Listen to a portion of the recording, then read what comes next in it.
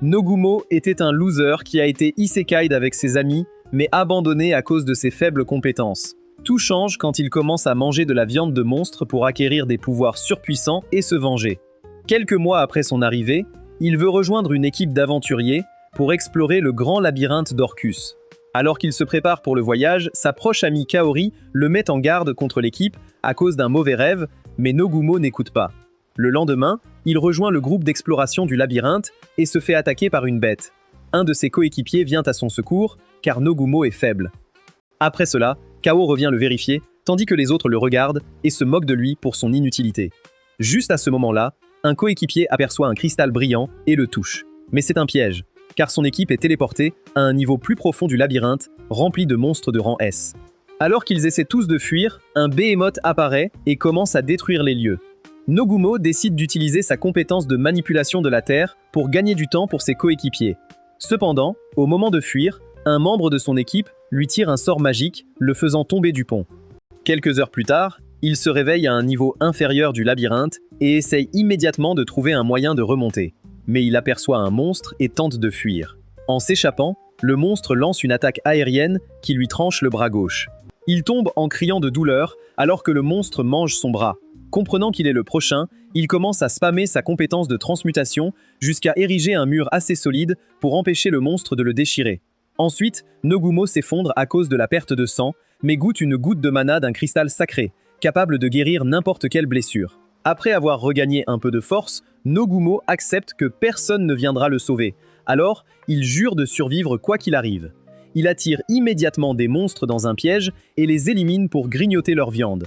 Mais cela lui cause une douleur inédite alors que ses gènes mutent et que ses cheveux deviennent blancs.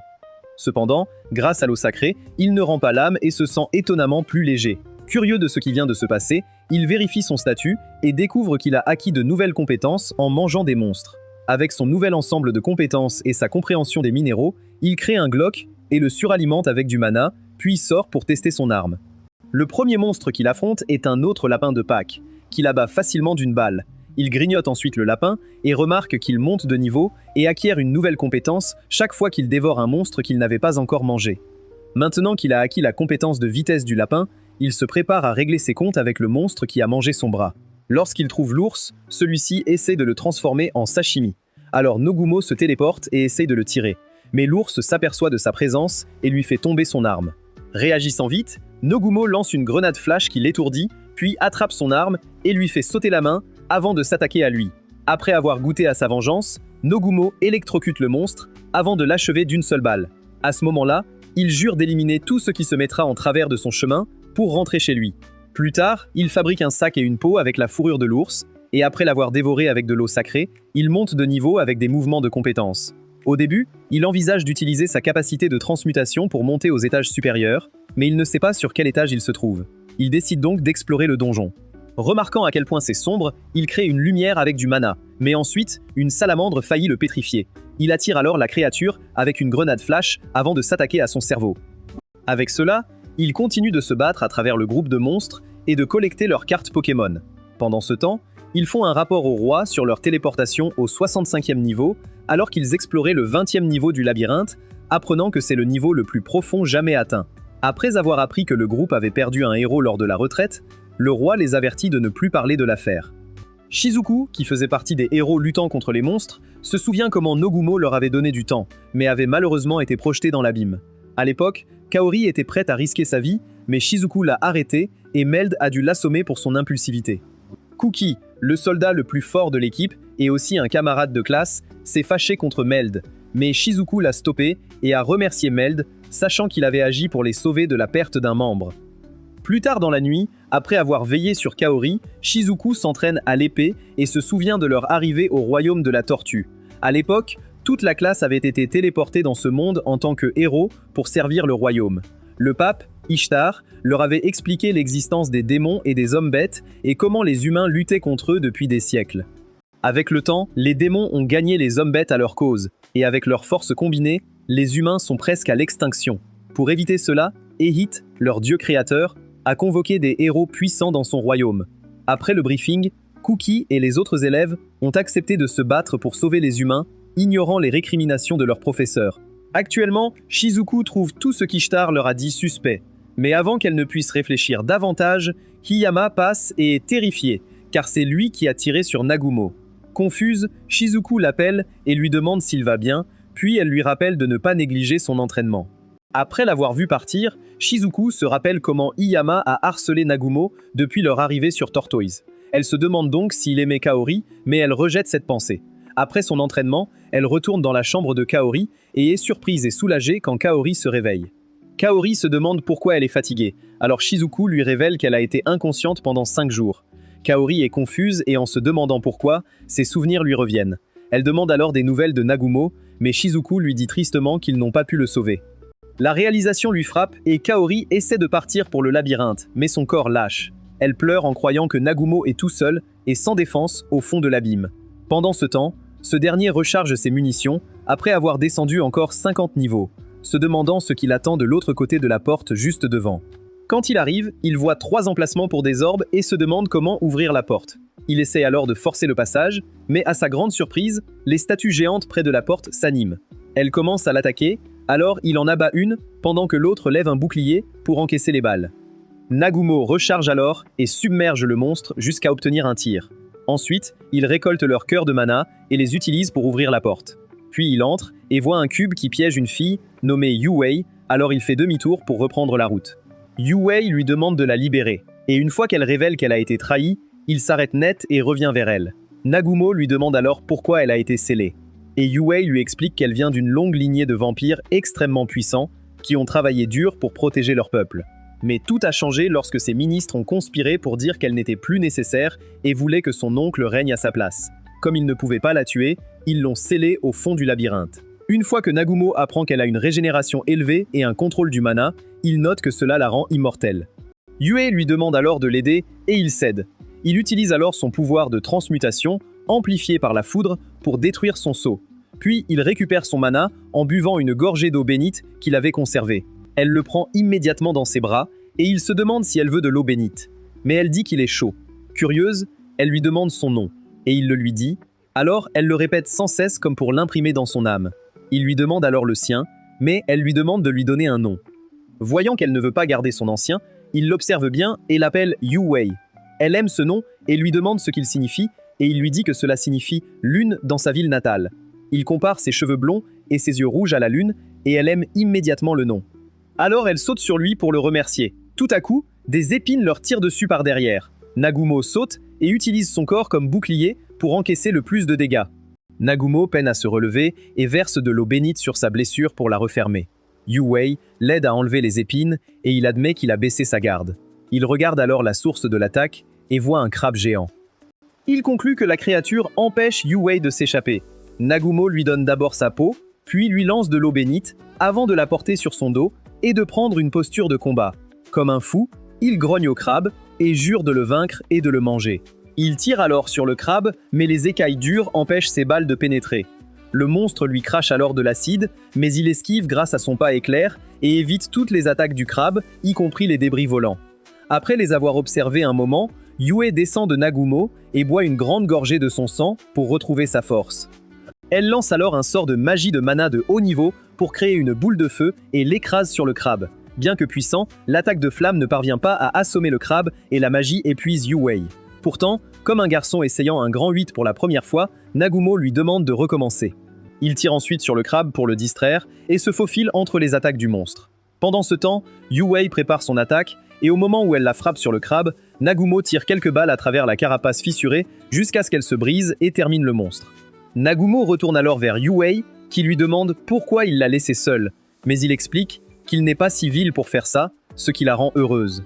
Peu après, Nagumo monte un camp et en découpant de la viande du crabe, il mentionne tranquillement que cela fait 300 ans que les vampires ont été éradiqués. En termes plus simples, il traite indirectement Yuei de vieille sorcière, ce qui l'énerve. Nagumo demande alors si tous les vampires vivent très longtemps, mais elle explique quelle est la définition même de la différence grâce à sa régénération rapide. Il devient curieux et lui demande si elle connaît leur emplacement ou un moyen de sortir du labyrinthe, mais Yuei dit qu'elle ne sait pas. Tout ce qu'elle sait, c'est une rumeur selon laquelle le labyrinthe a été construit par l'un des marginaux. Elle les appelle des messagers des divinités qui ont combattu leurs dieux à l'époque des dieux, et comme leurs plans ont échoué, ils se sont échappés dans les labyrinthes qu'ils ont construits.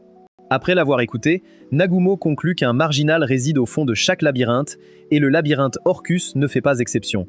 D'après cette logique, ils pourraient trouver leur chemin en visitant le fond, car les marginaux devaient posséder des dispositifs pour se déplacer à travers les labyrinthes. Sur ce, Nagumo analyse l'aptitude du crabe qu'il vient d'obtenir, puis construit un Raygun. Yue est complètement confuse, alors elle l'inonde de questions, demandant comment il peut non seulement manger des monstres, mais aussi rester sain d'esprit et acquérir leurs capacités. Comme lors d'une conférence de presse, elle le bombarde de questions, alors il lui dit de se calmer et raconte son épreuve pendant qu'ils continuent leur descente vers l'espace du labyrinthe. Quand il termine son récit, Yue pleure à chaudes larmes en trouvant son histoire triste. Là, il lui dit qu'il ne se soucie pas de ses camarades de classe et qu'il n'est pas obsédé par la vengeance, mais qu'il veut faire tout ce qu'il faut pour survivre et retourner chez lui dans son autre monde. Quand Niue entend cela, elle se sent triste. Alors Nagumo propose de l'emmener avec lui, et elle accepte. Juste à ce moment-là, ils entendent un grondement, et bientôt, une horde de lézards avec des fleurs poussant sur leur tête se précipite vers eux. Ils se mettent alors à courir. Alors que les lézards les poursuivent sans relâche, Nagumo conclut que les fleurs sur leur tête sont des parasites qui les contrôlent. Ils réalisent alors qu'ils devront vaincre le monstre principal. Pendant ce temps, Yue grignote son sang à chaque occasion, et il finit par la gronder pour ça. Les lézards se regroupent à nouveau et leur donnent une chaude poursuite. Mais à ce moment-là, Nagumo et Yue aperçoivent une ouverture. Ils y courent et scellent l'entrée. Alors qu'ils essaient de reprendre leur souffle, Nagumo remarque des orbes de mana vert autour d'eux, alors il érige une barrière pour les protéger. Mais à ce moment-là, l'une des orbes touche Yue. À cet instant, elle se tourne vers lui et lui crie de fuir avant de lui tirer une décharge de mana. Il évite facilement l'attaque, mais elle le frappe encore jusqu'à ce qu'il soit touché. Maintenant arrêté, le lanceur d'orbes apparaît et ordonne à Yue de lui obéir. Quant à Nagumo, après que l'orbe l'ait touché, la fleur essaye de pousser sur sa tête comme sur celle de Yue, mais elle se fane. Et cela est dû au fait qu'il souffre déjà d'une dégradation cérébrale excessive. Furieux, le monstre plante utilise Yue pour le tourmenter avec des boules de mana. Yue, qui regrette ses actions, supplie Nagumo de tirer. Et c'est alors qu'une idée brillante lui vient à l'esprit. Il prend son Glock et tire la fleur de sa tête. Cela surprend Yue et le monstre plante. Avant qu'il ne comprenne, Nagumo l'achève et le réduit en cendres. Effrayé, Yue se plaint à lui. Mais il ne ressent pas de remords, donc elle se fâche. Plus tard, il se calme. Alors qu'il se ravitaille, il lui demande de manger, mais elle dit qu'elle est pleine. Il se demande alors ce qu'elle a mangé, et elle lui rappelle qu'elle a bu son sang. Yue révèle qu'elle peut se nourrir de nourriture, mais que le sang est plus efficace. Quelques heures plus tard, ils descendent et arrivent enfin au 100e étage. Là, ils explorent et voient une porte. Nagumo, voyant que Yue n'a pas peur, ouvre la porte. En entrant dans la pièce, il voit qu'elle est décorée de nombreux cristaux de mana, donc il conclut que c'est la chambre de Maverick. Juste à ce moment-là, un cercle d'invocation apparaît sous eux. Immédiatement, une hydre apparaît et le duo se prépare à combattre. Les têtes de serpent chargent, donc ils se séparent et attaquent chaque tête. Yue vole et lance des pics. Après avoir blessé certaines têtes, il voit la tête blanche régénérer les blessés, donc il priorise son élimination. Juste en essayant d'y accéder, la tête blanche se cache. Alors qu'il tire sur la blanche, la jaune subit les dégâts avant d'être soignée.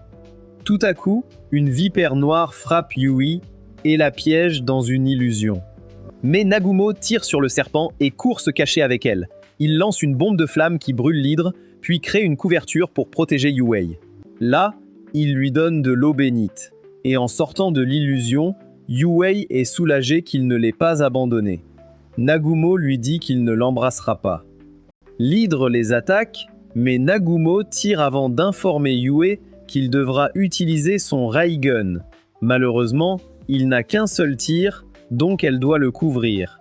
Alors qu'il lutte, la tête noire essaye de replonger Yue dans une illusion, mais elle se souvient du goût des lèvres de Nagumo et déclare que ça ne marchera pas. Il tire sur le monstre pour le remettre à sa place avant de prendre son Gaigun et de tirer sur l'hydre. Yue crée plusieurs boules de feu et les détruit. Nagumo court immédiatement vers elle et intercepte l'attaque avec son corps, ce qui le fige.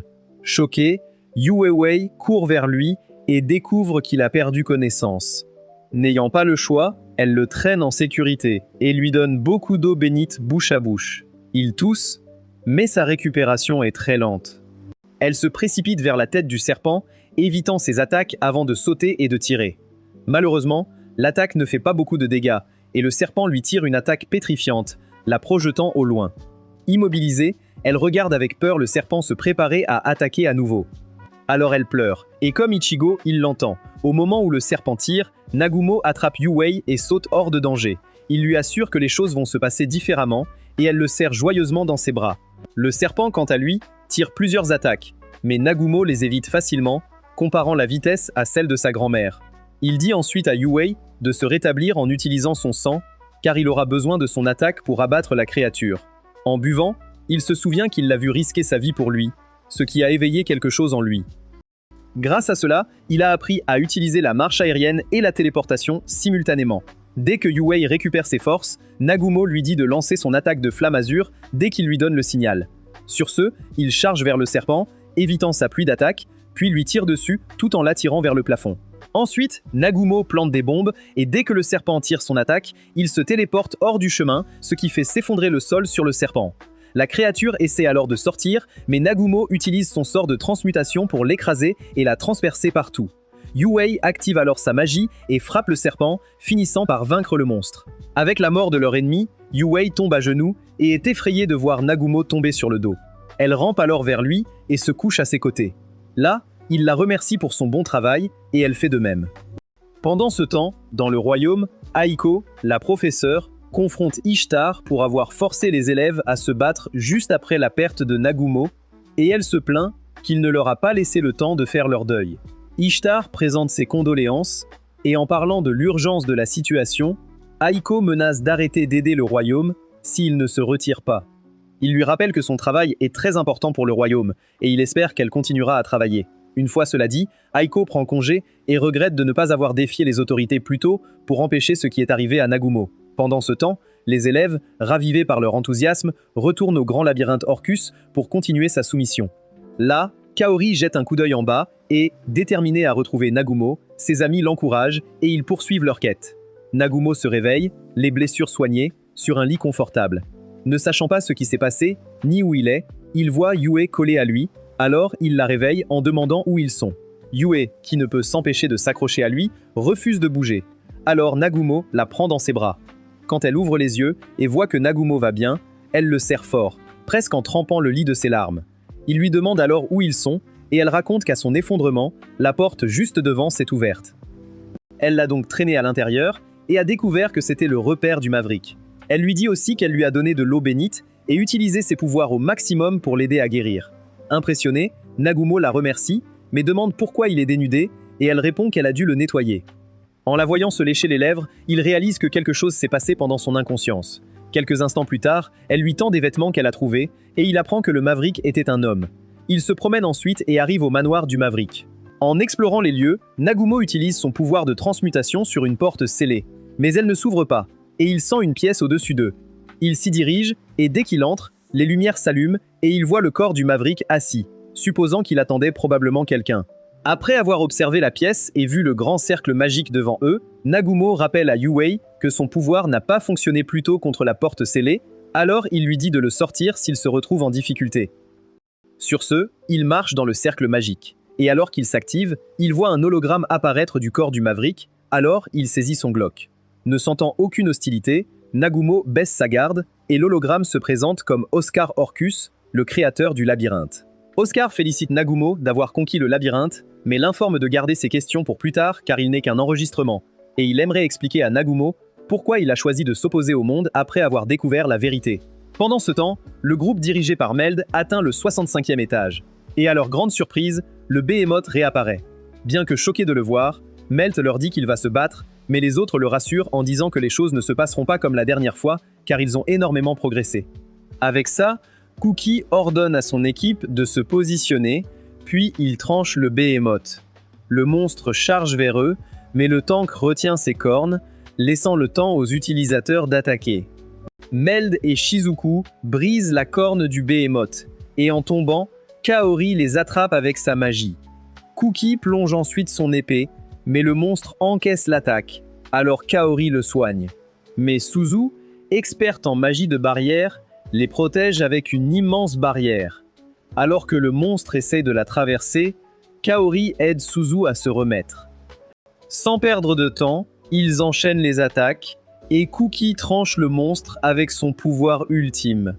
Après l'avoir vaincu, l'équipe célèbre leur progression. Dès que l'enregistrement s'arrête, Nagumo crie en ressentant une empreinte dans son esprit, notant que les Mavericks n'étaient pas mauvais, mais des libérateurs. Gêné, Nagumo change rapidement de sujet en lui disant qu'il a appris la magie de création, une magie ancienne qui lui permet d'ajouter de l'énergie aux minéraux. Il lui dit qu'il n'y a pas de mal à essayer, et elle accepte. Il lui enseigne, et elle s'entraîne jour et nuit pour apprendre à l'utiliser. En fouillant dans la chambre d'Oscar, Nagumo trouve un matériau expliquant comment se transporter à la surface. Pour cela, ils auront besoin de l'anneau d'Oscar. Yuewei lui montre un livre expliquant comment naviguer dans les autres labyrinthes et rencontrer leurs Mavericks. D'abord, il utilise l'anneau d'Oscar pour ouvrir la porte scellée. Comme Batman, Nagumo révèle qu'il a besoin de temps de préparation pour affronter ses ennemis. Plus tard dans la nuit, Yue vient le rejoindre. Au fil du temps, Nagumo développe un bras mécanique et apprend à créer un véhicule. Alors qu'il se prépare à aller à Makai, Yue l'aide. Elle confirme qu'elle ne s'en soucie pas, il lui dit qu'il pourrait être ciblé par des êtres divins. Mais elle répond qu'il est trop tard pour reculer. Dehors du canyon, une fille lapin nommée Shia scrute l'arène en attendant Nagumo et Yuewei. Soudain, elle tombe sur un lézard à deux têtes qui la poursuit. Le monstre prend alors la route du retour. Heureux d'être enfin sortis du labyrinthe, Nagumo et Yue essaient de s'enlacer, mais Shia les appelle. Ne sachant pas qui elle est, le duo l'évite, et elle tombe comme Bitcoin un jour de crise. Shia s'accroche alors au pied de Nagumo et lui demande de l'écouter. Et quand il lui demande pourquoi, elle essaie de le séduire avec son charme, mais il l'ignore comme une pub agaçante. Juste à ce moment-là, le même lézard qui s'était enfui rugit vers Nagumo, et quand Shia le voit, elle se recroqueville. Furieux, Nagumo le descend facilement, laissant Shia bouche bée comme un personnage de dessin animé. Fatiguée qu'elle s'accroche à lui comme une sangsue, Nagumo lui donne un coup sur la tête, et elle se présente en pleurant comme la fille aînée de sa famille du clan Aula et lui demande de les sauver. Au début, Nagumo essaie de l'ignorer, mais elle devient si insistante qu'il cède pour l'écouter. Shia s'essuie alors le nez sur ses vêtements, alors il la frappe à nouveau, et elle lui demande pourquoi il n'hésite pas à frapper une beauté comme elle. Nagumo est dégoûté, et lui dit que Yuewei est bien plus jolie. Quoi qu'il en soit, Shia jauge Yuewei et décide de montrer à Nagumo son bon côté, en se vantant d'avoir des poitrines plus grandes que celles de Yuewei. Nagumo prend la balle au bond, se retourne, et Yuewei est si en colère contre Shia qu'elle s'en occupe jusqu'à ce que Shia révèle qu'elle sait qui ils sont, car elle peut manipuler le mana, contrairement aux autres bêtes, et qu'elle peut voir l'avenir. Avec son pouvoir, elle peut voir des futurs possibles, et c'est pourquoi elle savait qu'il viendrait. En l'entendant, Nagumo refuse de l'aider. Il sort alors son vélo pour partir, mais Shay lui dit qu'elle l'a vu aider son peuple dans le futur. Nagumo lui demande alors ce qu'il en tirera, et elle promet de l'aider à naviguer dans la forêt brumeuse où il se dirige. Pourtant, il reste sceptique, mais Yuewei suggère de prendre Shay avec eux. Shay essaye de le séduire avec ses poitrines, mais Yuewei lui lance un regard meurtrier. Peu après, ils se rendent à son village, qui est chassé par des wyverns. Une fois, un gamin manque de se faire attraper, mais Nagumo abat le monstre. Alors qu'il essaie de tirer sur les autres sur place, Sha le distrait avec ses atouts, il l'utilise comme appât et tire sur les monstres. Là, Shia les présente à son peuple, et avec l'aide de Yuewei et Nagumo, ils vainquent la plupart de leurs ennemis et s'unissent avec les autres bêtes voisines. Plus tard dans la nuit, Shia remercie Nagumo et Yuewei d'avoir apporté la paix à sa famille. Une fois qu'elle apprend qu'il prévoit de partir pour la ville natale de Nagumo, Shia propose de les accompagner, mais Nagumo la rejette comme une raquette. Le lendemain, alors que Nagumo et Yuewei se préparaient à partir, les villageois demandent à Nagumo de leur apprendre à devenir plus forts. Ils essaient de leur montrer quelques techniques, mais les perdants ne font que regarder les fleurs toute la journée. En conséquence, Nagumo s'énerve contre eux et les entraîne militairement jusqu'à ce qu'ils deviennent des hommes musclés comme Dwayne Johnson. Quelques jours plus tard, Shia progresse dans son duel avec Yuewei en réussissant enfin à l'effleurer. Après le duel, elle informe Nagumo qu'elle aimerait l'accompagner. Il lui demande alors pourquoi elle tient tant à les suivre, et elle lui dit qu'elle aime son Glizy. Peu après, les bêtes l'emmènent au grand arbre mort, et ils savent que cela a toujours été ainsi avant l'établissement de leur clan. Nagumo voit soudain un blason similaire à celui d'Oscar, alors il suppose que c'est une entrée vers un autre labyrinthe. Nagumo insère la bague, et cela indique une exigence, stipulant que ce n'est que lorsque les 4 anneaux, le pouvoir de régénération et le phare formé de liens sont rassemblés au monument que la porte du labyrinthe s'ouvrira à nouveau. Yu conclut que les 4 symboles signifient les reliques des autres labyrinthes, tandis que le phare des liens pourrait signifier l'aide des bêtes pour les y amener. Quant au pouvoir de régénération, Yue se coupe et le place sur la dalle, mais cela ne s'active pas. Elle suggère donc de conquérir les 4 autres labyrinthes, croyant que cela pourrait leur rapporter la magie ancienne, capable de régénération. Voyant qu'ils devront se rendre dans d'autres labyrinthes, Nagumo dit aux bêtes qu'ils vont partir. Elle propose de le suivre, mais ils refusent, et leur dit de rester en arrière et de s'entraîner, car ils pourraient avoir besoin de leur aide plus tard.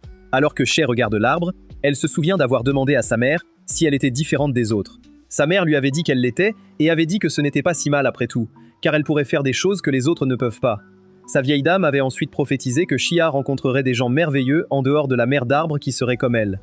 Shia regarde actuellement Nagumo et Yue et reconnaît la prophétie de sa mère. Elle rappelle donc à Yue leur promesse de la laisser venir si elle réussissait à toucher. N'ayant pas d'autre choix, Yue accepte.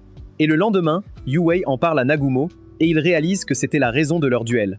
Nagumo l'avertit du voyage à venir et Shia lui rappelle qu'elle est un monstre, donc elle est faite pour ça.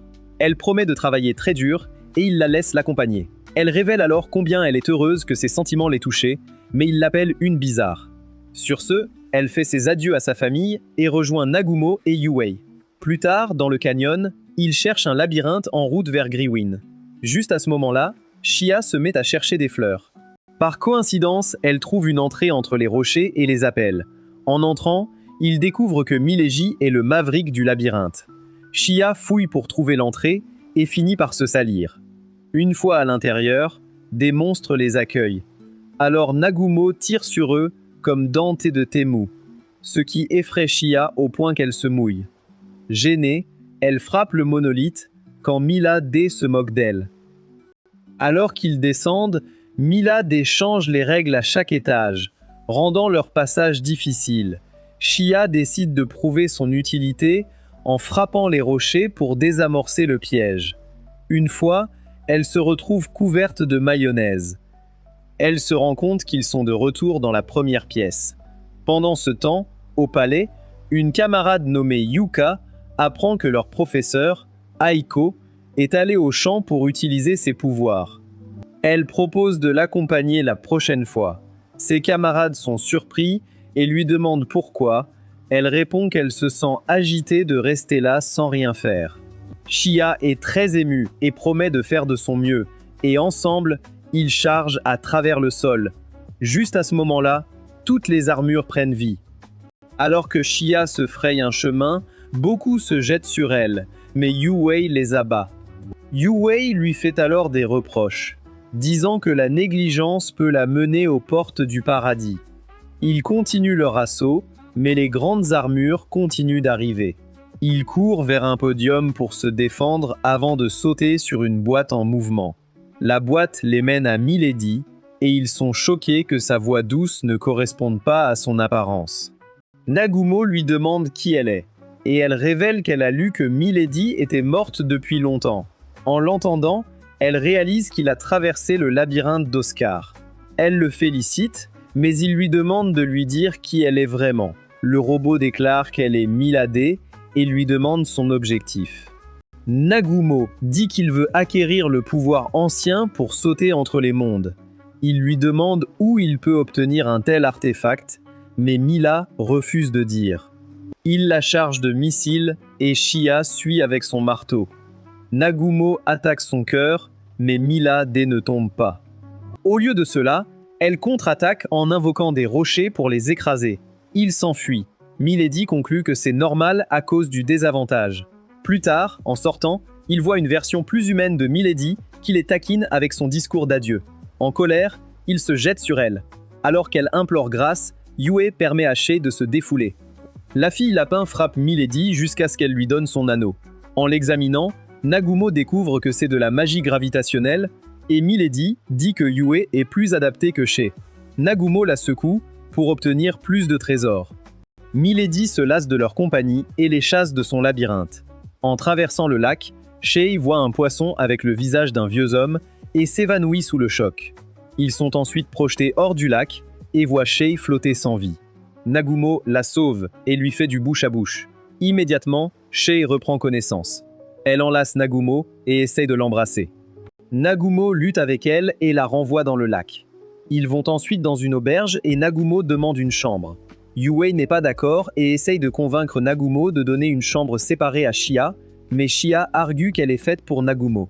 Tout le monde, y compris la réceptionniste, est choqué et Nagumo est embarrassé, alors il sort son Glock pour donner une leçon à Shay.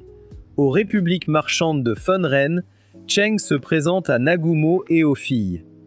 Nagumo essaye de nier que c'est son groupe, mais Chen ignore ses mensonges et dit qu'il pense que leurs compétences les rendront adaptés à une quête spéciale. Le roi Isekai refuse immédiatement, mais Chen le persuade de rester. Quand Yue souligne la situation de Shia, Nagumo suggère de la laisser se reposer, car ils ont un long voyage. Cheng a informé Nagumo que la mission est de sauver le troisième fils du comte Kudita, Will. Il révèle que le comte est un ami et demande à Nagumo s'il accepte l'offre. Nagumo refuse encore, disant qu'il a ses propres objectifs, mais Cheng le tente en promettant de lui donner toutes les gothiques du royaume. Nagumo accepte finalement d'aider, mais seulement sous 2 conditions. La première est que Cheng leur fasse des plaques de statue, et la seconde est qu'il fasse tout ce qu'il demande. Nagumo explique que le soutien de Cheng sera plus efficace s'ils se sentent redevables. Il révèle qu'ils se dirigent vers elle et qu'ils passeront la nuit avant de monter en montagne. Quand Yi-Wei voit combien son mari aime le riz, elle sourit et dit qu'elle veut en manger aussi. Dans la ville de Yur, tout le monde travaille dur et réussit à construire plusieurs barrages. En mangeant, Yuka demande à Aiko si elle a l'air grognon à cause de Shimizu, et Aiko exprime son inquiétude qu'il soit parti 1 semaine. Ses amis la rassurent en lui disant qu'il va bien.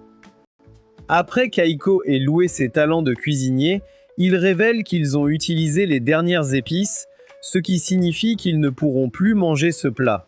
Il explique qu'une bande de monstres empêche les commerçants d'aller chercher des épices. Quand Nagumo et les filles arrivent, Aiko se lève en réalisant que Nagumo est son ancien élève et se précipite vers lui. Elle pleure de soulagement qu'il soit en vie, mais il nie le connaître. Après avoir repris ses esprits, elle demande à Nagumo s'il est vraiment l'homme qu'elle connaissait et il admet enfin qu'elle est sa sensei. Quelques minutes plus tard, Nagumo ignore Aiko, assise à côté de lui, et commence à faire des plans de dîner avec les filles. Mais elle attire son attention en lui demandant qui sont les filles. Yue et Shay aggravent les choses en se présentant comme les femmes de Nagumo, provoquant des cris de choc.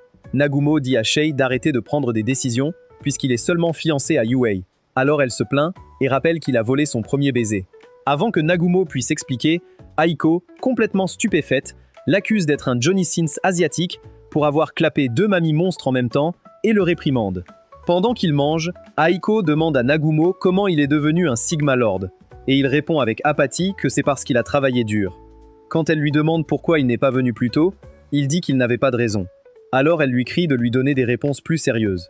Juste à ce moment-là, un chevalier blond s'approche de sa table et commence à crier des insultes à Shea. Quand Yue l'insulte, il essaye de l'attaquer, mais Nagumo le met au sol et lui dit de faire attention à ses manières. Alors que les autres étudiants le regardent manger, ils sont surpris de voir à quel point il a évolué depuis qu'il était un faible.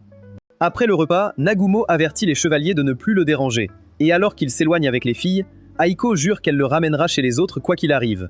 Ce soir-là, Nagumo rencontre Aiko en privé et explique que la raison pour laquelle il ne rejoint pas ses camarades est à cause de sa mission personnelle pour trouver un moyen de rentrer chez lui en explorant des labyrinthes. Alors qu'il s'éloigne, Aiko l'informe que Kaori n'a jamais abandonné. Il lui dit donc de prévenir Kaori au sujet de ses amis malfaisants qui l'ont trahi. Quand Nagumo et les filles partent en mission, Aiko et les autres proposent de les suivre, alors il accepte. Et ils partent ensemble dans son camion. Alors qu'ils roulent ensemble, Aiko exprime ses inquiétudes au sujet de Shimizu à Nagumo, mais il lui assure qu'il va bien. Ces mots la soulagent, puisque Nagumo est aussi revenu vers eux. Mais quand Nagumo essaye de prolonger la conversation, Elle s'endort sur son épaule. En voyant cela, Yue demande pourquoi Nagumo est si gentil avec Aiko, et il répond que c'est le moins qu'il puisse faire pour elle, puisqu'elle a été si gentille avec lui. Cependant, Yue commence à faire la moue et dit à Nagumo qu'elle doit être celle qui s'assoit à côté de lui sur le chemin du retour. Quand il accepte, elle intervient et enlace Nagumo par derrière, tout en se plaignant d'être à l'arrière. Quand ils atteignent la forêt, Nagumo envoie des drones pour scanner la zone et explique à Aiko qu'ils sont des automations de localisation humaine qu'il a nommées Ornus. Ils utilisent une pierre de gravité pour voler et une pierre d'induction pour réfléchir, et ils ont une pierre d'espionnage à l'intérieur qui est connectée à son œil, lui permettant de les voir.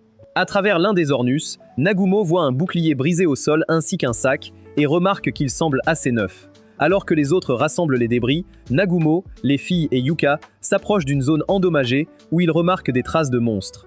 Après avoir examiné de plus près, Yue les informe que les traces ont été faites par un grand monstre à 4 pattes, et Yuka ajoute qu'il y a un énorme monstre qui rôde derrière les 2 montagnes selon les histoires. Ensemble, Nagumo et la bande gravissent les montagnes, et ils arrivent bientôt à un endroit où il sent quelque chose qu'il identifie comme humain. Quand Shia demande si quelqu'un a survécu, Nagumo révèle que la personne en question est juste derrière la cascade devant eux. Il donne alors le signal à Yue, et elle utilise un sort magique qui divise la cascade en 2, révélant une grotte secrète. Quand ils entrent dans la grotte, ils voient Will inconscient. Nagumo le réveille d'un coup de doigt avant de se présenter comme son Superman personnel, envoyé par le maître de la guilde. Pendant que les filles le soignent, Will raconte comment le flot incessant de monstres a poussé son groupe dans une impasse et comment les choses sont devenues encore plus effrayantes quand un dragon noir est apparu. Il commence alors à paniquer en se plaignant qu'un faible comme lui a survécu pendant que tout le monde est mort.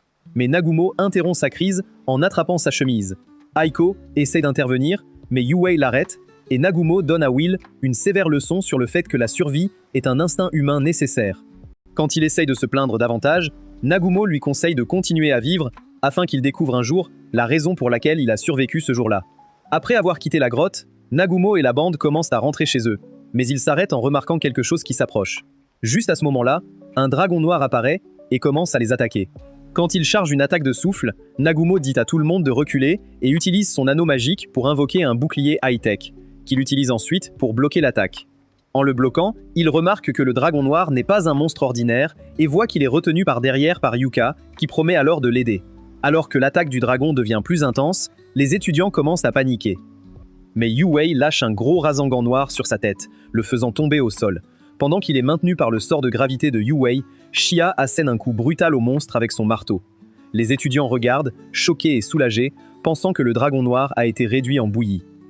Mais quand la fumée se dissipe, ils voient que le dragon est complètement indemne. Lorsqu'il tente d'attaquer les filles, elles esquivent, mais il lance une attaque surprise avec sa queue qui envoie Shia voler. Nagumo commence à tirer des balles sur la bête, et elle est d'abord mise à terre, mais se relève soudainement et tire une rafale en direction de Will. Voyant cela, Nagumo alerte Yue, ce qui la pousse à créer un mur de glace devant Will qui absorbe l'attaque. Yuka et son ami Tanaka lancent des projectiles sur le monstre, mais il bloque facilement. Remarquant à quel point ses anciens camarades sont faibles, Nagumo dit à Aiko de sortir les boulets de canon de là, car il le gêne. Cependant, Aiko reste figé comme un vieux pain, alors il dit à Yue de se concentrer sur la protection de tout le monde pendant qu'il s'occupe du monstre. Yue acquiesce, et tous les aventuriers moyens se rassemblent derrière la reine vampire pour leur sécurité.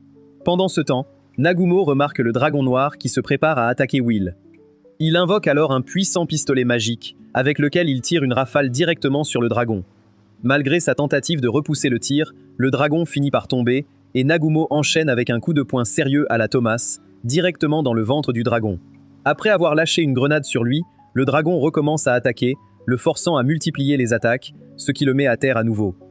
Il se précipite ensuite vers la bête et utilise une machine de haute qualité pour maintenir le dragon au sol avant de donner le signal à Shia de l'achever.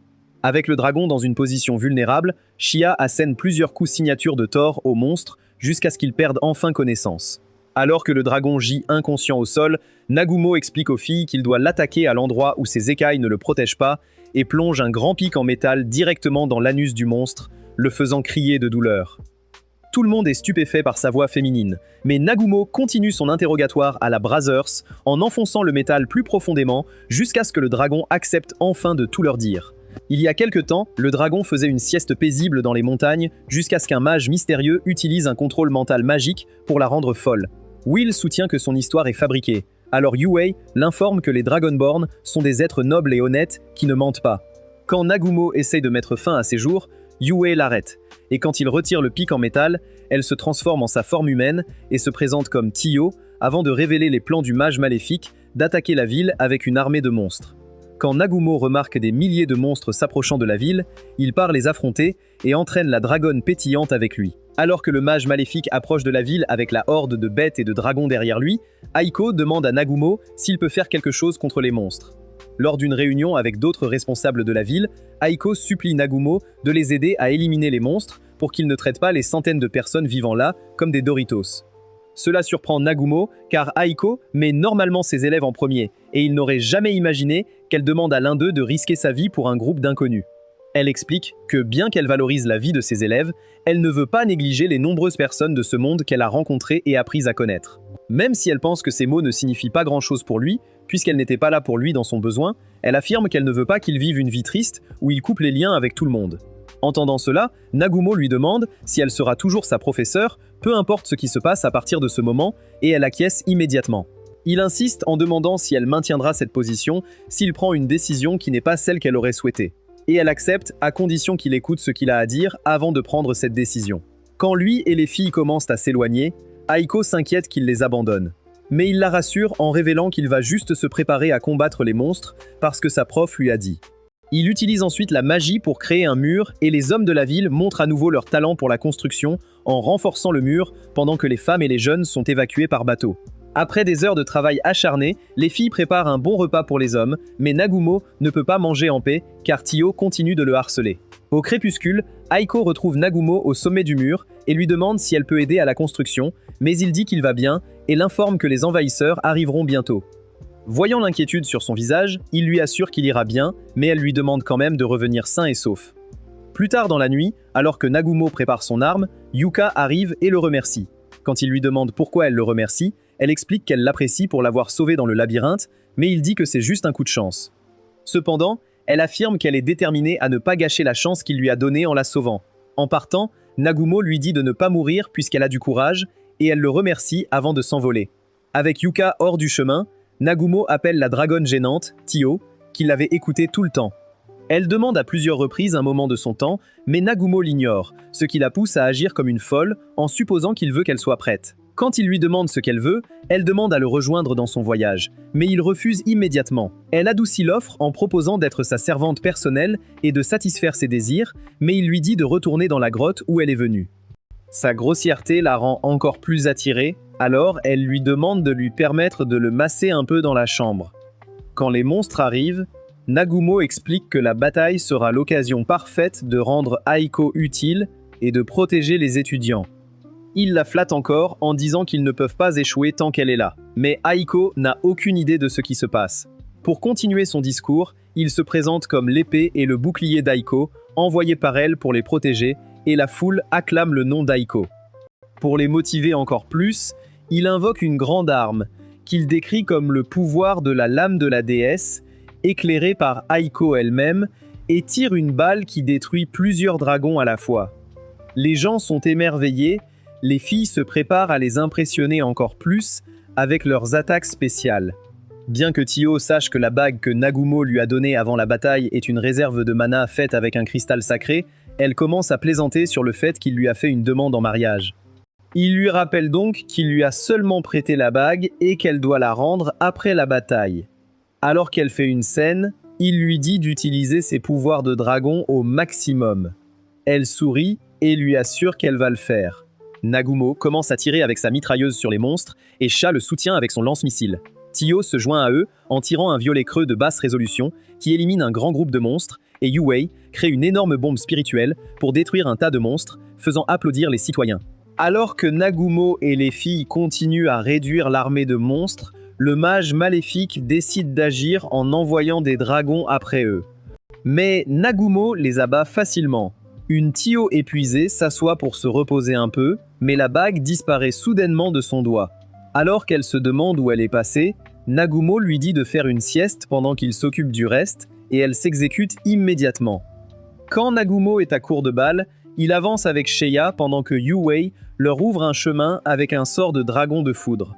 Après avoir remarqué que les monstres sont contrôlés comme Tia l'était, Nagumo et Shei commencent à les abattre en cherchant le mage maléfique. Quand il trouve le mage maléfique, il essaye de s'échapper, mais Nagumo le tire et réalise que c'est en fait Shimizu. Quand Aiko l'interroge, il révèle qu'il a passé un contrat avec les démons pour se débarrasser d'elle afin d'être acclamé comme un héros. Le bon cœur de la sensei essaie encore de l'accepter dans la famille, mais il la prend soudain en otage et menace de la tuer. Nagumo tire pour la sauver, mais Shiya est blessé dans le feu croisé, et Shimizu poignarde Aiko avec une aiguille empoisonnée avant d'être touché. Après avoir soigné Aiko, Nagumo tire à mort sur Shimizu malgré les supplications d'Aiko et s'en va avec les filles et Will dans son camion. Dans une ville lointaine, un groupe de marchands d'esclaves capture une sirène qui errait et prévoit de la vendre. Plus tard dans la soirée, Nagumo et ses compagnons s'installent dans une auberge. Mais pendant que les autres attendent leur récompense, Nagumo aperçoit un homme dehors qui les observe. Il décide donc de s'en prendre à lui s'il interfère. Tio, quant à elle, se souvient quand le dieu de leur monde a attaqué son peuple et que son père, avant de mourir, avait essayé de la rassurer en promettant qu'un être si puissant viendrait. Nagumo et Shei, de retour en ville, poursuivent leur rendez-vous sans accroc. Shaya lui demande ce qu'il pense de Tio. Après avoir appris que Nagumo n'a rien contre le roi dragon, Shaya avoue qu'elle aime Tio. Soudain, Nagumo perçoit une faible mana venant des égouts. Ils s'y rendent et trouvent Miu, très faible, qu'ils ramènent à la surface. Ignorant tout, les trafiquants d'esclaves cherchent Miu. Nagumo lui donne à manger, la lave et s'assure qu'elle va bien, puis il dit à Shia qu'il va emmener Mayu aux gardes de la ville. Quand Miu l'entend, elle se plaint et le supplie de ne pas le faire. Mais le Temunero de Devil May Cry la laisse avec les gardes et s'éloigne, ignorant ses cris. Bien qu'elle ait de la peine pour Mio, elle ne peut pas convaincre Nagumo d'adopter la mère Folk. Tout à coup, ils entendent une explosion venant du bâtiment des gardes. En arrivant, ils découvrent les cadavres des gardes et un message sur le mur, demandant Shei. Nagumo et Shia décident donc de s'attaquer aux trafiquants d'esclaves. Pendant ce temps, Yuei et Tio continuent leur conversation autour d'un thé, parlant de leur affection pour Nagumo, mais Yuei se vante d'être sa waifu numéro 1. Soudain, un gamin s'écrase sur leur table et ils voient Nagumo et Shia, les instigateurs. Curieux, ils demandent ce qui se passe, réprimandant les deux pour avoir exagéré leur soi-disant rendez-vous. Mais Nagumo leur explique toute la situation et comment ils ont obtenu l'emplacement des trafiquants d'esclaves d'un membre du gang qu'ils ont abordé gentiment. Il leur demande ensuite de l'aide et ils acceptent immédiatement, se divisant en groupes pour continuer leurs recherches. Quant aux trafiquants d'esclaves, le groupe qui a récupéré Miyu rejoint le groupe principal qui attend avec impatience de tirer profit de la mère Folk. Nagumo et son groupe forcent leur chemin à travers la ville et après quelques minutes, les filles localisent la planque du gang.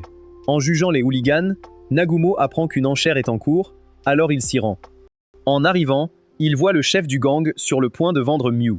Nagumo se jette sur lui et le descend comme s'il était une cible, horrifiant la foule.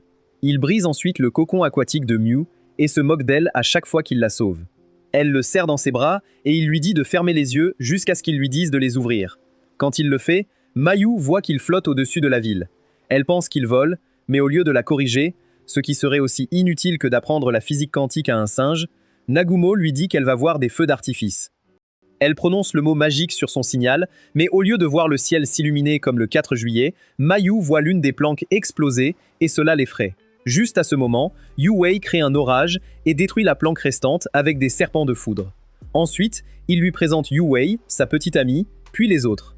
Mais Miu pleure à cause de la peur qu'elle a ressentie à la maison d'enchères. Les autres se demandent s'il a fait quelque chose à Miu, mais Miu le remercie et l'appelle son grand frère. Nagumo lui dit immédiatement qu'il n'est pas son frère, alors Miu l'appelle son papa. Au début, Nagumo ignore cela, pensant que le vocabulaire des merfolk pourrait être différent du leur. Mais quand Miu lui dit qu'elle veut qu'il soit son papa, Nagumo envisage de partir chercher du lait. Mais quand Yuei lui dit qu'elle veut avoir son bébé, et que les autres répètent après elle comme des zombies, Nagumo gronde Tio, mais laisse l'option ouverte pour les deux autres. Quelques jours plus tard, il quitte la ville et se dirige vers Dorud, une ville dans la nature. En route, Shia, qui roule à vélo, montre son armure de scénario aux autres, ce qui énerve Nagumo. Il essaie donc de la percuter comme dans Mad Max. Miu voit Shia s'amuser, et comme n'importe qui à son âge, elle veut essayer. Mais Nagumo fait de fausses promesses, comme tous les parents, pour détourner l'attention de ses successeurs du menu des gâteaux, et cela réchauffe Tio. Elle agit de manière drôle, et tout le monde conclut qu'il n'y a pas de remède à sa stupidité. À leur arrivée en ville, Nagumo se souvient de sa trahison, et son humeur devient maussade. Sentant cela, Mayu lui demande ce qui ne va pas, et Nagumo lui dit qu'il a déjà été dans cette ville il y a 4 mois, mais qu'il a l'impression que cela fait des années. Peu après leur arrivée à la guilde, Nagumo remet la lettre qu'il a reçue de Cheng à Loa, le chef de la guilde de la ville actuelle, et Loa apprend comment Nagumo et son groupe ont vaincu les légions de bêtes et stoppé une organisation en si peu de temps. Soudain, Endo, un membre du groupe, entre et annonce qu'il y a un démon dans le labyrinthe. Surpris de voir à quel point Nagumo a changé, il semble plus stoïque que jamais. Endo comprend que le garçon a traversé de nombreuses épreuves pour garder son humanité. Sensing la force de Nagumo, Endo s'accroche à lui et lui demande de le suivre dans le labyrinthe, sinon le groupe va mourir. Il explique qu'ils ont atteint le 90e étage, mais n'ont trouvé aucun monstre. En observant les lieux, il voit du sang de monstres frais partout et réalise qu'une créature plus dangereuse est proche. Immédiatement, un démon nommé Cattleya apparaît avec son animal de compagnie et propose de s'allier. Koki refuse tout de suite. Même quand Cattleya lui dit qu'un de ses camarades est de son côté, ils ne veulent pas y croire. Elle laisse alors son monstre les attaquer. Ils sont rapidement submergés, mais Kao les soigne et le groupe essaie une autre stratégie. Mais la créature se transforme et les attaque avec différentes capacités. Alors que certains sont blessés, Shizuku et Kuki persistent et tentent de blesser le monstre et Catalia respectivement. Mais en voyant la régénération rapide du démon, Shizuku ordonne à Endo de rapporter la situation au capitaine Meld. Après avoir raconté l'épreuve, Endo voit Miu grignoter innocemment sur les genoux de Nagumo, alors il lui crie de se ressaisir. Immédiatement, Miu crie de peur. Nagumo menace instinctivement Endo, et les autres regardent avec tendresse, notant que Nagumo a accepté son rôle. Endo continue son récit sur la commotion entre ses coéquipiers et le démon. Pendant que les deux camps se battent, Cattleya invoque d'autres créatures et transperce Suzu, l'utilisatrice de barrière de l'équipe, la faisant tomber. Après avoir perdu un membre clé, Shizuku informe Kuki de donner l'ordre de retraite. Mais le garçon, empli de haine, lui crie qu'ils viennent de perdre leur camarade. À sa grande surprise, Shizuku lui remet les idées en place pour qu'ils ne mènent pas les autres à leur perte. Pendant ce temps, quand Endo atteint enfin Meld, qui protège le cercle de téléportation, il l'informe de la situation. Mais à son insu, un subordonné de Cattleya le suit. Meld pousse Endo de côté et lui ordonne d'utiliser le cercle pour rapporter à la guilde, puis il continue à combattre le monstre. Endo conclut enfin son récit et pleure car il sait ce qui attend Meld. Dans le labyrinthe, Kuki prend la bonne décision et les membres du groupe se retirent tactiquement. En attendant, 2 membres suggèrent de s'allier avec les démons pour augmenter leurs chances de survie, mais les autres s'opposent. À leur horreur, Mel intervient, tout ensanglanté, et leur dit de penser à survivre. Par derrière, Catalia le frappe et il tombe au sol en s'excusant avant de s'évanouir. Kuki s'énerve en voyant leur dernière ligne de défense s'effondrer. Il active alors son pouvoir ultime, ignorant les conseils de Shizuku, et Catalia envoie ses sbires l'attaquer. Après avoir entendu le rapport d'Endo, Loa demande à Nagumo de secourir les héros. Endo lui rappelle aussi qu'ils sont ses amis, mais Nagumo le choque en révélant qu'il voit les membres du groupe comme de simples étrangers partageant son monde. Contrairement à ses paroles, Nagumo se souvient que son sensei Esano avait promis de lui rendre l'appareil pour sa gentillesse s'ils se revoyaient, alors il hésite un peu. À cet instant, Min déclare que Nagumo peut sauver qui il veut car il est assez fort. Les autres se joignent à lui et lui disent qu'ils sont prêts à servir dès qu'il le demande. Dans le labyrinthe, Kuki abat tous les sbires et se précipite vers Cattleya, qui se protège immédiatement avec un énorme débris de roche. Mais il la frappe, et juste au moment où il se prépare à donner le coup final, il voit une photo dans son pendentif et hésite. Sentant son hésitation, Cattleya lui rappelle qu'ils sont en guerre, puis elle invoque d'autres monstres qui le frappent. À bout de force et incapable de bouger, Kuki s'effondre au sol, souffrant de tension musculaire. Shizuku, de son côté, essaye de frapper Katli avec un tir rapide, mais le démon envoie un monstre qui fait s'écraser Shizuku contre le mur. Déjà à bout de souffle, Kaori court vers son ami et elles acceptent leur sort en voyant les monstres essayer de briser la barrière de Suzu, à peine consciente. Au moment où la barrière cède, Kaori ferme les yeux et s'excuse de ne pas avoir tenu sa promesse envers Nagumo. Mais à ce moment, une énorme tige transperce les bêtes, les éliminant d'un coup, et Nagumo apparaît en louant les filles pour leur proximité. Quelques minutes plus tôt, alors que le groupe de Nagumo suivait Endo dans le labyrinthe, Nagumo s'est arrêté et leur a dit qu'il prendrait un raccourci. Il a sorti son pilon, fait du métal le plus résistant et a créé un grand trou dans le sol.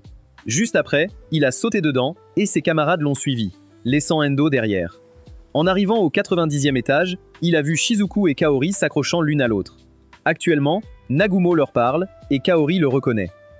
Cela choque Shizuku, qui est surprise par sa transformation en Giga Chad, et elle faillit devenir fan, mais Nagumo la calme. Quelques secondes plus tard, Yue et les autres arrivent, et Nagumo scrute la pièce. Une fois qu'il voit à quel point ils sont entourés, il ordonne à ses filles de protéger les autres pendant qu'il s'occupe de Catalia. Inquiète, Kaori essaye de le prévenir au sujet de Catalia, mais Tio et Mayo lui disent de ne pas s'inquiéter car elles s'occuperont de tout à partir de maintenant. Observant curieusement Nagumo, Catalia lui dit qu'il est descendu volontairement en enfer, mais il lui dit de dégager si elle n'a pas envie de mourir. Cela l'énerve, alors elle l'appelle un imbécile qui regrettera ses paroles quand il mourra par ses mains. À ce moment, Nagumo change de tactique et passe en mode tireur. Il commence par tirer sur l'un de ces monstres camouflés à proximité, puis il rend la justice à la manière texane. Choquée, elle se demande comment il a vu à travers son attaque, puis elle envoie plus de sbires contre lui, mais il les abat habilement, comme un Dante à petit budget. À ce stade, Catalia se retire tactiquement, mais Nagumo redirige une attaque de rayon vers elle.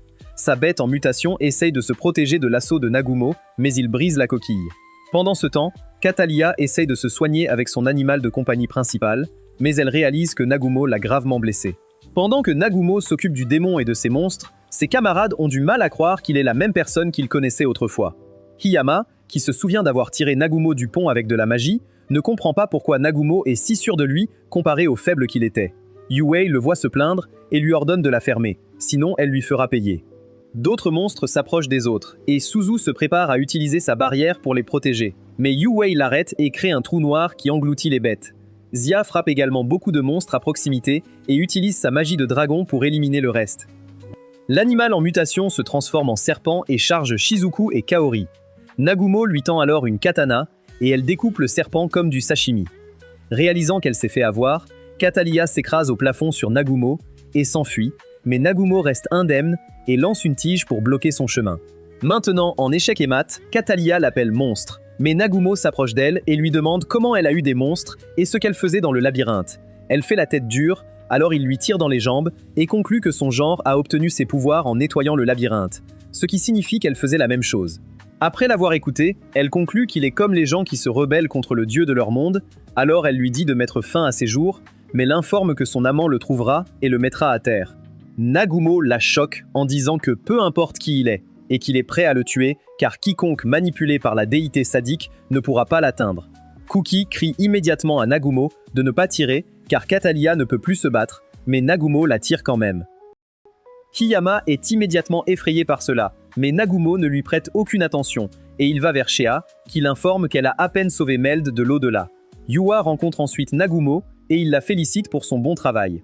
Avec leurs ennemis hors du chemin, Kaori se précipite vers Nagumo et s'excuse de ne pas l'avoir sauvé à l'époque. Elle réduit la distance entre eux et pleure à chaudes larmes. Mais quand il lui dit de ne pas pleurer, elle s'accroche à lui. Mais Nagumo sait qu'il ne peut pas l'étreindre. Sinon, il recevra ce qu'il attend de la vampire. Quelques instants plus tard, le groupe retourne aux étages supérieurs du labyrinthe. Et en chemin, Kuki se fâche contre Nagumo d'avoir terminé Catalia, mais Nagumo révèle que Kuki est juste frustré de ne pas avoir eu le courage de finir Catalia de ses propres mains. Le débat devient houleux, et Nagumo pointe une arme sur Kuki, le prévenant de ne pas se mettre en travers de son chemin, ou il le paiera. Là, il dit à tout le monde qu'il ne les considère pas comme ses amis. Et la seule raison pour laquelle il est venu les sauver, c'est qu'il devait une faveur à Kaori. Sur ce, il s'en va, et Yue lance un regard triomphant à Kaori. Il quitte finalement le labyrinthe et voit les forces armées dehors. Quand Loas voit que Nagumo et les autres vont bien, les forces crient victoire. Là, Kaori admet que Nagumo a changé. Elle s'approche de lui et lui dit qu'elle rejoint son équipe. Yue s'oppose immédiatement, comme prévu, mais Kaori ne renonce pas et avoue son amour pour Nagumo. Il lui répond qu'il aime Yue. Kaori insiste pour rejoindre son équipe et Yue la choque en acceptant, voulant prouver qu'elle est mieux pour Nagumo. Kaori attrape Nagumo et lui demande en colère qui est Mew, pensant qu'elle est sa fille. Nagumo, surpris, recule. Après tout, ils sont les plus forts. Il dit à Kaori que son équipe partira tôt le lendemain, donc elle ne doit pas être en retard. Plus tard, à l'auberge, Shizuku retrouve Nagumo pour lui rendre le katana. Il révèle que la lame est faite du métal le plus résistant de la planète. En le remerciant et jurant d'utiliser l'épée jusqu'à ce qu'elle devienne un membre supplémentaire, les autres filles écoutent et la voit rire, comme si Nagumo l'élevait. Elle clarifie rapidement la situation, et en partant avec Kaori, Kuki essaye de l'arrêter, mais Shizuku le tire en arrière. Il devient mal à l'aise à l'idée qu'elle parte aussi, alors il lui demande, mais Shizuku se décrit comme l'os de son épée. Le lendemain matin, Shizuku dit au revoir à Kaori, et les autres sont stupéfaits de voir Nagumo arriver avec un véhicule. En conduisant à travers la nature, Nagumo jure de revenir avec Yue dans son monde. Donnez-moi plein de likes et abonnez-vous à la chaîne si vous voulez voir un autre résumé comme celui-ci. Paix.